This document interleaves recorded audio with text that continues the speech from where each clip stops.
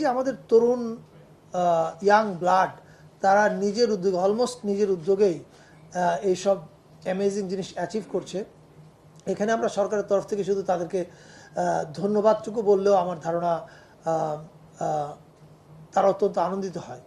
তো আমরা আজকে তাদেরকে ধন্যবাদ দেওয়ার জন্য ডেকেছি। পাশাপাশি ধন্যবাদের পাশে কিছু কাজ আমরা করতে চাই, যেটা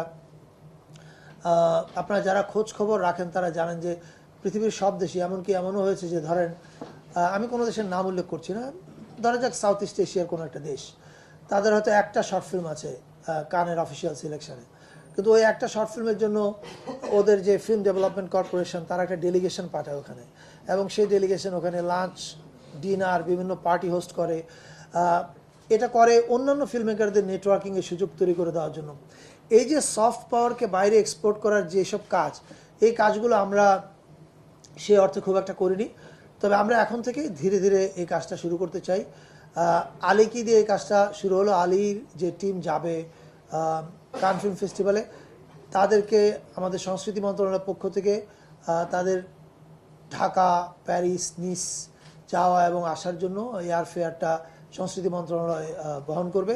পাশাপাশি আলীর যে কেন্দ্রীয় চরিত্র অভিনয় করেছে আলামিন, আলামিনেরও বাইরে যাওয়া, এই ফেস্টিভ্যালে যাওয়ার ব্যাপারে টিকিটের ব্যবস্থাটা মন্ত্রণালয় সরাসরি করছে না, কিন্তু আমরা এটা নিয়ে একটা উদ্যোগ নিচ্ছি, বেসরকারি উদ্যোগে অনেকের সঙ্গে কথা হয়েছে, তারা এটা হেল্প করবে, ফলে আলীও এই টিমের সঙ্গে যাবে।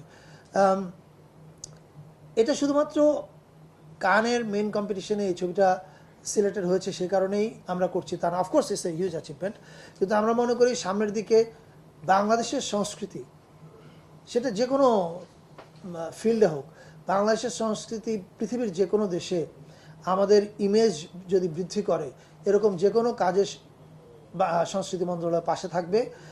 এবং এটা ট্র্যাডিশনাল যে সিনেমা, গান, নাচ, থিয়েটার, এর বাইরেও এমনকি আর্কিটেকচারও যদি আমাদের কোনো আর্কিটেক্ট অ্যামেজিং অ্যাচিভমেন্ট করে, সেটাকেও আমরা সেলিব্রেট করবো সংস্কৃতি মন্ত্রণালয়ের পক্ষ থেকে।